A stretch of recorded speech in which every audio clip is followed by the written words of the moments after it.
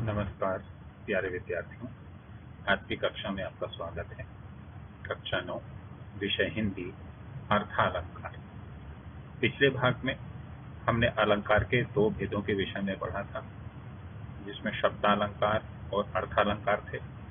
शब्दालंकार में अनुप्रास, यमक और श्लेष के बारे में हम पढ़ चुके हैं। इस भाग में हम अर्थालंकार के विषय में पढ़ेंगे। अर्थालंकार के मुख्यतः 5 भेद होते हैं: उपमा अलंकार, रूपक अलंकार, उत्प्रेक्षा अलंकार, मानवीकरण अलंकार और अतिशयोक्ति अलंकार। उपमा अलंकार जब किसी व्यक्ति या वस्तु की तुलना अत्यंत समीपता के कारण किसी अन्य प्रसिद्ध व्यक्ति या वस्तु से की जाती है, वहां उपमा अलंकार होता है। पहचान: सा, सी, से, सम, सदृश, समान, ज्यों इत्यादि शब्द आते हैं।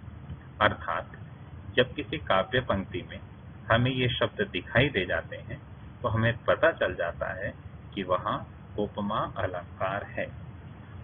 एक उदाहरण हमारे सामने है: गंगा तेरा नीर अमृत सम उत्तम है। तो सबसे पहले तो पहचान कर लेंगे कौन सा शब्द हमें बता रहा है कि यहाँ उपमा अलंकार है। सम शब्द बता रहा है, यहाँ पर उपमा अलंकार है, क्योंकि जो पहचान हमें बताई गई थी वो पहचान यहाँ पर दिखाई दे रही है।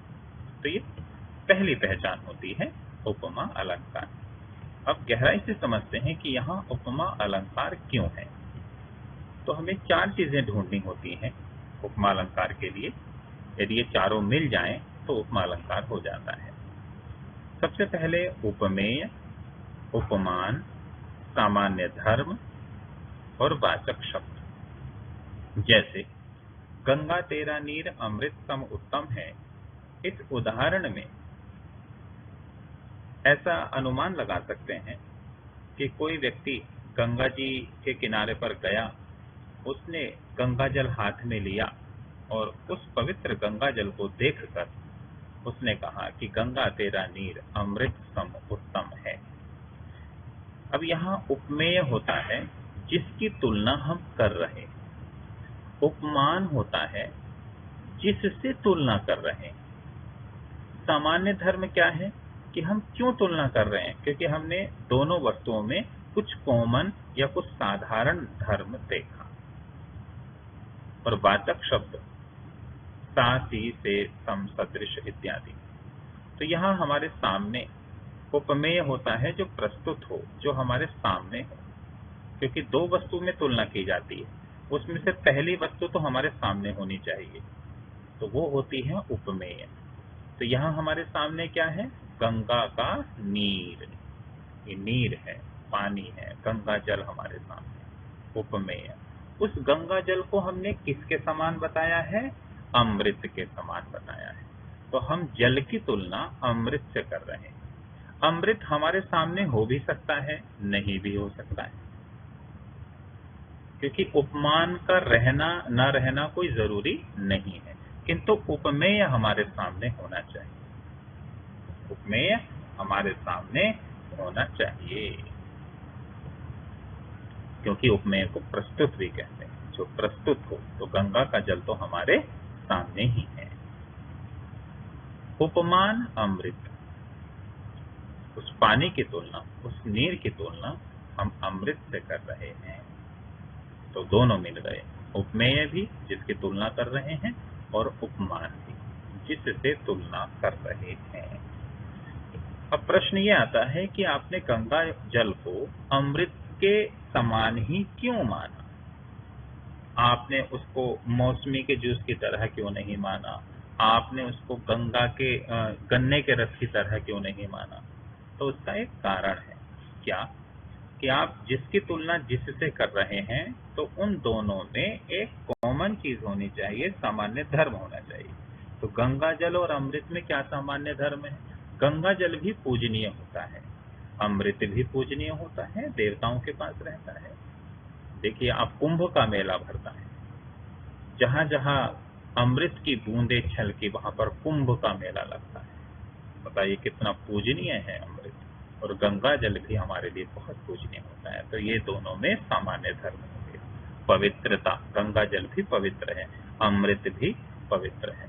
तो यहाँ बोला कि गंगा तेरा नीर अमृतम उत्तम है। देखिए सामान्य धर्म भी बता दिया कि उत्तमता जो है, ये प्योरिटी है और पवित्रता है, वो दोनों में है। गंगा तेरा नीर अमृतम उत्तम है, तो अमृत भी उत्तम होता है, गंगा का नीर भी उत्तम है, वो भी पूजनीय है, अमृत भी पूजनीय है। तो सामान्य धर्म क्या हो गया? उत्तम। और वाचक शब्द, वाचक शब्द जो हमने पहचान बताई थी जिन शब्दों से, वही वाचक शब्द कहलाते हैं। ये शब्द आपको कहीं भी दिखाई दे जाए तो इनका नाम क्या हो जाएगा वहां? वाचक शब्द। तो यहाँ वाचक शब्द क्या है? सम। तो यहाँ हो गया उपमेय गंगा जल, उपमान हो गया अमृत, क्योंकि अमृत से तुलना कर रहे हैं, और सामान्य धर्म हो गया उत्तमता, और वाचक शब्द हो गया सम। ये चारों हमें मिल गए, तो यहाँ हो गया उपमा अलंकार। उपमा अलंकार के अन्य उदाहरण। उदाहरण नंबर 1, पीपर पास सरिस मन डोला। यहाँ मन की तुलना पीपल के पत्ते से की जा रही है। क्यों की जा रही है? क्योंकि दोनों में सामान्य है। क्या सामान्य है, क्या कॉमन है? ये डोलना। मन भी डोलता है, मन भी निर्णय नहीं ले पाता, क्या करें क्या ना करें, ये करने से लाभ होगा या हानि होगी। हम कहीं जाने का निर्णय लेते हैं तो मन कहता है जाएं ना जाएं, क्या जाना जरूरी है, क्या बिना जाए काम नहीं चल सकता। तो कभी कभी हमारा मन निर्णय नहीं ले पाता, स्थिर नहीं हो पाता, मन चंचल होता है, इधर उधर, कभी इधर कभी उधर। उसी प्रकार पीपल का पत्ता भी जब हवा चलती है, हल्की सी हवा चलती है, तो पीपल का पत्ता भी डोलने लगता है। तो अपने मन की तुलना पीपल के पत्ते से कर रहे हैं, तो मन हो गया उपमेय। और किससे तुलना कर रहे हैं? पीपल के पत्ते से, तो ये हो गया उपमान। क्यों कर रहे हैं मन की तुलना पीपल के पत्ते से ही? क्योंकि दोनों में कॉमन है, सामान्य है, दोनों का सामान्य धर्म क्या है? तो डोलना। ये जो डोला शब्द है यह सामान्य धर्म बता रहा है। और सरिस ये वाचक शब्द है, सरिस वाचक शब्द। तो चारों मिल गए, उपमेय, उपमान, सामान्य धर्म, वाचक शब्द। दूसरा उदाहरण यह देखिए, अरविंद से शिशु वृंद कैसे खेल रहे हैं। बच्चों का समूह खेल रहा होगा, वहां से कोई कवि गुजरा होगा, उस कवि को देख करके कहा, उस कवि ने उन बच्चों को देखकर कहा, ये देखिए अरविंद से शिशु वृंद कैसे खेल रहे हैं। शिशु वृंद अर्थात शिशुओं का समूह, बच्चों का समूह, वह खेल रहे, सब बच्चे मिलकर खेल रहे थे। तो उन खिलखिलाते बच्चों को देखकर उन बच्चों की तुलना कवि ने किससे कर दी? कमल से कर दी, कमल। प्रश्न फिर वही है कि बच्चों के समूह की तुलना कमल से ही क्यों की, अरविंद से ही क्यों की? अरविंद अर्थात कमल। तो दोनों में क्या सामान्य धर्म है? तो कहने के लिए तो सामान्य धर्म बच्चों में और कमल में खेल खिलाना भी है, बच्चे भी खेले हुए रहते हैं, कमल भी खिला हुआ रहता है, बच्चे भी सुंदर लगते हैं और वह कमल भी सुंदर लगता है।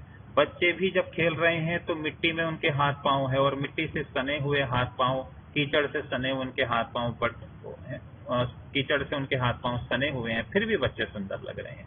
अरविंद भी, कमल भी कीचड़ में खिलता है, वो भी सुंदर होता है। तो कई सारे सामान्य धर्म हैं बच्चों में और कमल में, किंतु यहाँ लिखा नहीं है।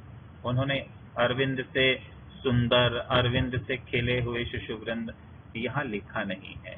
सामान्य धर्म यहाँ नहीं है, होते हुए भी यहाँ लिखा नहीं। तो हमें शिशु वृंद अर्थात उपमेय मिल गया, उसकी तुलना हम अरविंद अर्थात कमल से कर रहे हैं, उपमान भी मिल गया, से यहाँ पर वाचक शब्द भी मिल गया, किंतु सामान्य धर्म यहाँ लिखा नहीं है। तो यहाँ 3 चीजें मिली। तो जरूरी नहीं कि चारों चीजें मिल जाएं, कभी 2 या 3 भी मिल जाती, किंतु फिर भी यहाँ पर उपमा अलंकार होगा। हरिपद कोमल कमल से, भगवान के पांव छुए तो पांव बड़े कोमल लगे, तो उन कोमल पांव की तुलना, कोमल चरणों की तुलना कमल से कर दी। तो सबसे पहले किसको छुआ? हरिपद अर्थात भगवान के चरणों को। उनकी तुलना किससे की? कमल से। क्यों की? क्योंकि भगवान के चरण भी कोमल हैं, मुलायम है, सॉफ्ट है, और फूल भी मुलायम होता है, कोमल होता है कमल का फूल। तो इसलिए हरिपद, हरे चरण, भगवान के चरण, ये उपमेय हो गया। उसकी तुलना हम कमल से कर रहे हैं, कमल उपमान हो गया। दोनों में सामान्य क्या है? कोमलता। ये कोमल शब्द यहाँ पर सामान्य धर्म है, और से यह शब्द वाचक शब्द है। तो यहाँ चारों चीजें। चौथा उदाहरण है, हाय फूल सी कोमल बच्ची हुई राख की ढेरी थी। किसी बच्ची की मृत्यु हो गई, उसके शरीर को जला दिया, उसकी राख बन गई। तो उस राख को देखकर कहा जा रहा है कि फूल सी बच्ची राख की ढेरी बन गई। बच्ची की तुलना फूल से कर रहे हैं। क्यों कर रहे हैं? क्योंकि बच्ची भी कोमल थी, और फूल भी कोमल होता है, नाजुक होता है। तो बच्ची उपमान है, बच्ची उपमेय है, क्योंकि बच्ची की तुलना की जा रही है। किससे तुलना की जा रही है? फूल से। तो फूल उपमान हो गया। दोनों में सामान्य क्या है? सामान्य धर्म कोमलता। ये कोमल शब्द यहाँ सामान्य धर्म है, और ती शब्द बता रहा है वाचक शब्द। यह वाचक शब्द है। नंबर 2, रूपक अलंकार। जब उपमेय और उपमान में कोई अंतर न हो, वहां रूपक अलंकार होता है। अभी हम उपमेय हमने किसे कहा? जिसकी तुलना कर रहे हैं। उपमान किसे कहा? जिससे तुलना कर रहे हैं। तो उपमा अलंकार से रूपक अलंकार किस तरह अलग है? तो अभी हमने उपमा अलंकार में भी हम तुलना कर रहे थे कि यह बच्ची फूल सी है, किंतु उपमा अलंकार कह रहा है कि फूल सी तो है बच्ची, लेकिन फूल अलग है और बच्ची अलग है। बच्ची फूल सी है। किंतु रूपक अलंकार कहता है कि यहाँ सी हटा दीजिए, दोनों को एक कर दीजिए। फूल ही, बच्ची फूल ही है, फूल सी नहीं है। तो रूपक अलंकार क्या करता है? उपमेय में उपमान का आरोप कर देता है, दोनों को एक बना देता है, दोनों में से भेद समाप्त कर देता है। जैसे उदाहरण नंबर 1, मैया मैं तो चंद्र खिलौना ले हूं। यदि उपमा अलंकार कहता तो कहते कि चंद्रमा खिलौने के जैसा है। चंद्रमा अलग है, खिलौना अलग है। किंतु रूपक अलंकार कहेगा कि चंद्रमा ही खिलौना है। यहाँ पर आपको उपमेय भी मिलेगा, जिसकी तुलना कर रहे हैं, चंद्रमा की तुलना। उसको कैसा बता रहे हैं? खिलौना बता रहे हैं, उसको खिलौना बता रहे हैं। तो यहाँ आपको वाचक शब्द नहीं मिलेगा, उपमेय मिलेगा, उपमान मिलेगा, और दोनों को एक दिखाया जाएगा। चंद्रमा रूपी खिलौना, अर्थात चंद्रमा ही खिलौना है। क्यों चंद्रमा को खिलौना क्यों बताया? तो वहां पर अत्यंत सामान्य चीज हमें मिल रही है, अत्यंत समीपता दोनों की दिखाई दे रही है, दोनों एक से हैं। तो चंद्रमा खिलौना क्यों है? क्योंकि चंद्रमा भी गोल है, चमक रहा है, और खिलौना अर्थात गेंद भी कैसी होती है? गोल होती है। तो भगवान कृष्ण ने जब आकाश में देखा चंद्रमा को, तो उनको चंद्रमा क्या लगा? ये खिलौना ही है, ये चंद्रमा नहीं, अभी तो ये खिलौना है। तो चंद्र रूपी खिलौना, चंद्रमा और खिलौने में उनको कोई भेद नजर नहीं आया। तो जब उपमेय और उपमान में कोई भेद नहीं होता, उपमेय को उपमान बना दिया जाता है, उपमेय में उपमान का आरोप कर दिया जाता है, वहां रूपक अलंकार होता है। चंद्रमा रूपी खिलौना, चंद्रमा को खिलौना बना दिया। चरण कमल बंदौ हरि राई। अभी उपमा अलंकार में भी हमने ऐसा ही एक उदाहरण पढ़ा था कि हरिपद कोमल कमल से, उसमें भगवान के चरणों को कमल के जैसा बताया गया है। किंतु रूपक अलंकार तो कहता है कि जैसा तो हटा दो, बल्कि चरणों को ही कमल बना दो। तो इसमें कर दिया चरण कमल बंदौ हरि राई, मैं चरण रूपी कमल की वंदना करता हूं। तो यहाँ चरणों को क्या बना दिया? कमल, कमल बना दिया, चरण रूपी कमल। माया दीपक नर पतंग भ्रमी भ्रमी इवई पड़न। कबीर ने कहा कि माया दीपक ही है, माया रूपी दीपक। तो यहाँ उपमेय क्या है? माया। उसको कैसा बना दिया? दीपक बना दिया। माया को क्या बना दिया? दीपक। और यदि उपमालंकार होता तो क्या कहता? माया जैसा दीपक। जैसा हटा दीजिए, माया को दीपक ही बना दीजिए, उपमेय को उपमान बना दिया। माया की तुलना हम दीपक से कर रहे हैं, तो माया को दीपक बना दिया। उपमेय में उपमान का आरोप, माया में दीपक का आरोप। नर पतंग, और मनुष्य क्या है? वह पतंगा है। माया दीपक है और मनुष्य पतंगा है। क्यों कहा है ऐसा? भ्रमि भ्रमि इवै पतंग, घूम घूम करके वहीं आता है। तो जैसे हम रात्रि में कोई दीपक जला देते हैं तो वहां पतंगे क्या होते हैं? दूर रहते हैं, और उस रोशनी के उस लौ जो जल रही होती है, उस लौ के चारों ओर चक्कर काटते रहते हैं और अंत में उस लौ में जलकर भस्म हो जाते हैं। उसी प्रकार माया भी दीपक की तरह है, और आदमी इस माया रूपी दीपक के तरफ चक्कर काटता रहता है और अंत में इसमें जलकर भस्म हो जाता है। माया उसको जकड़ लेती है और उसका जीवन व्यर्थ चला जाता है। रूपक। पद्मावती सब सखी बुलाई, मानो फुलवारी सभी चली आई। यहाँ एक उदाहरण दिया गया है, तो यहाँ बता दीजिए कौन सा शब्द है जो बता रहा है उत्प्रेक्षा अलंकार है? तो मानो। मानो शब्द बता रहा है, ये उत्प्रेक्षा अलंकार का, ये पहचान हो गई। गहराई से समझेंगे यहाँ क्यों है उत्प्रेक्षा अलंकार। हमने कहा था कि उपमेय में उपमान की संभावना बताई जाती है, मान लिया जाता है। तो जब पद्मावती ने अपनी सखियों को बुलाया तो उस सखियों का पूरा समूह चला आ रहा है। उसमें 45, 50, 100, 150 सखियां होंगी, और उन सखियों ने रंग बिरंगे कपड़े पहन रखे हैं, और चलती हुई सखियां, रंग बिरंगे कपड़े पहनी हुई सखियां चल रही हैं। वो ऐसे लग रही हैं कि ये सखियां नहीं, मानो फुलवारी चल रही है, फूलों का समूह चल रहा है। तो यहाँ हमारे सामने कौन है? सखियां। तो ये हो गई उपमेय। उन सखियों की तुलना हम किससे कर रहे हैं? उनको क्या मान रहे हैं? फुलवारी। तो वो हो गया उपमान। यहाँ पर सखियों को फुलवारी मान लिया है, उपमेय को उपमान मान लिया है, सखियों में फूलों की संभावना बताई गई है। तो यहाँ पर उत्प्रेक्षा अलंकार है। उत्प्रेक्षा अलंकार के अन्य उदाहरण, सिर फूट गया उसका वही मानो अरुण रंग का घड़ा। किसी का सिर फूट गया, लाल सिर हो गया खून के कारण, और गोल सिर होता है, घड़ा भी गोल होता है, घड़ा भी लाल होता है, अरुण रंग अर्थात लाल रंग का घड़ा। तो फूटा हुआ सिर ऐसा लग रहा है मानो लाल रंग का घड़ा हो। कहती हुई यूं उत्तरा के नेत्र जल से भर गए, हिमकणों से पूर्ण मानो हो गए पंकज नए। यहाँ उत्तरा ने जब सुना कि उनका पति अभिमन्यु मारा गया है, तो उनके नेत्र जल से भर गए, और बड़ी बड़ी आंखों में आंसू पलकों पर हैं, पलकें भीग रही हैं। तो भीगी हुई पलकें ऐसी लग रही हैं मानो हिमकणों से, ओस की बूंदों से पंकज अर्थात फूलों को धो दिया, क्योंकि कमल की पंखुड़ी भी आंखों की तरह होती है। तो यहाँ उत्तरा के नेत्रों को क्या मान लिया गया है? भीगे आंसुओं से भीगी हुई आंखों को ओस से भीगे हुए कमल का पत्ता मान लिया है, पंकज कमल मान लिया है।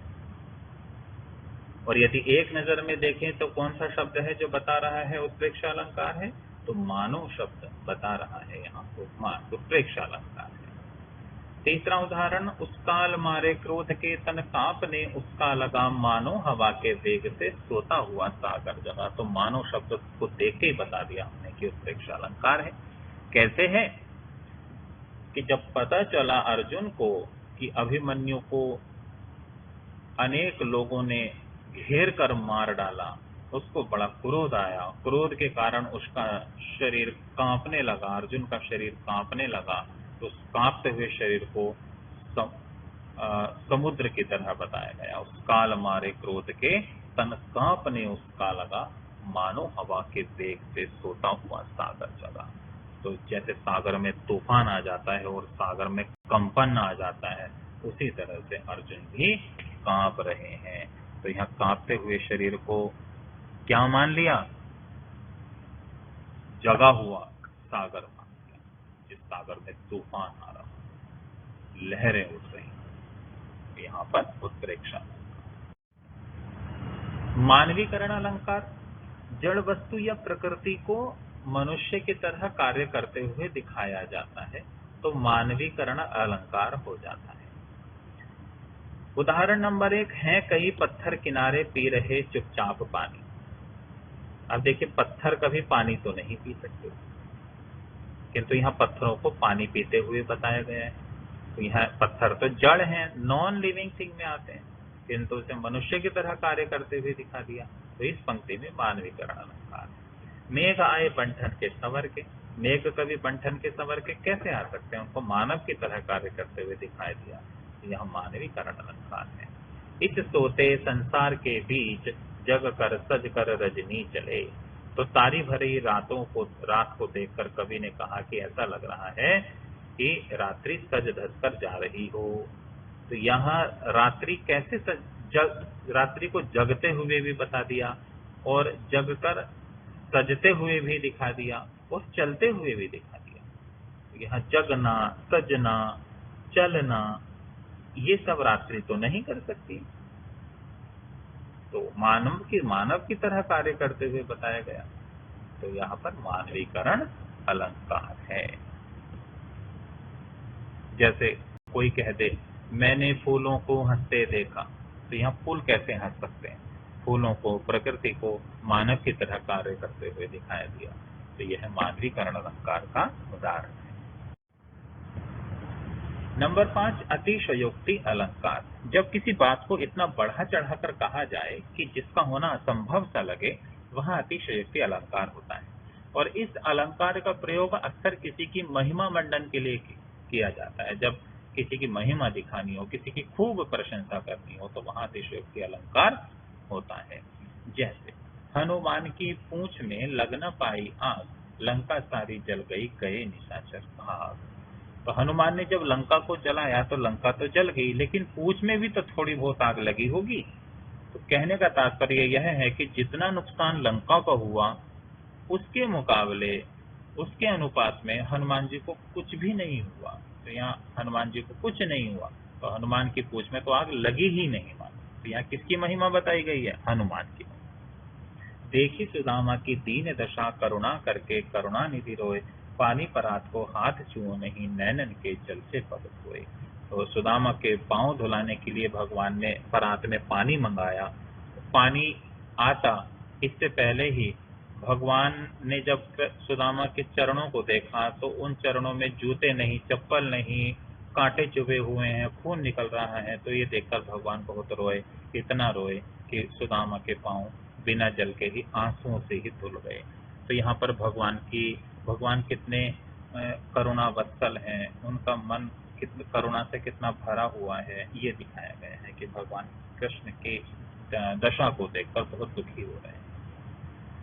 देख लो साकेत नगरी है यही, स्वर्ग से मिलने गगन में जा रही। साकेत अर्थात अयोध्या नगरी। तो अयोध्या नगरी में इतने ऊंचे ऊंचे महल हैं कि लगता है कि स्वर्ग से मिलने, यह नगरी कहाँ मिलने जा रही है? स्वर्ग से मिलने जा रही है, गगन में जा रही है। तो कितने ही ऊंचे महल हों तो स्वर्ग तक तो नहीं जा सकते। तो यहाँ क्या बताया गया है? यहाँ अयोध्या नगरी की भव्यता को दिखाया गया है कि कितने ऊंचे ऊंचे भवन है इस नगरी में। आगे नदियां पड़ी अपार, घोड़ा कैसे उतरे पार, राणा ने सोचा इस पार, तब तक घोड़ा था उस पार। महाराणा प्रताप जा रहे हैं, घोड़ा भी घायल है, आगे नदी है, पीछे शत्रु हैं, कैसे ये घोड़ा उतरेगा? इतने में चेतक ने उस नदी को पार भी कर दिया। तो राणा ने सोचा ही था कि घोड़ा उस पार हो गया। तो ऐसा कभी हो नहीं सकता कि आप सोचें और काम हो जाए, थोड़ा बहुत समय लगता है। किंतु यहाँ चेतक की फुर्ती को बताया गया है, कितनी जल्दी से वह काम करता था, और उसके वो घायल होते हुए भी उसकी स्वामी भक्ति को बताया गया है कि उसने स्वामी को परेशानी में नहीं डाला। तो इस तरह से ये पांचों अलंकार हो गए। अर्थालंकार, यहाँ अलंकार समाप्त हुए। आशा है आपको यह वीडियो पसंद आई होगी। धन्यवाद।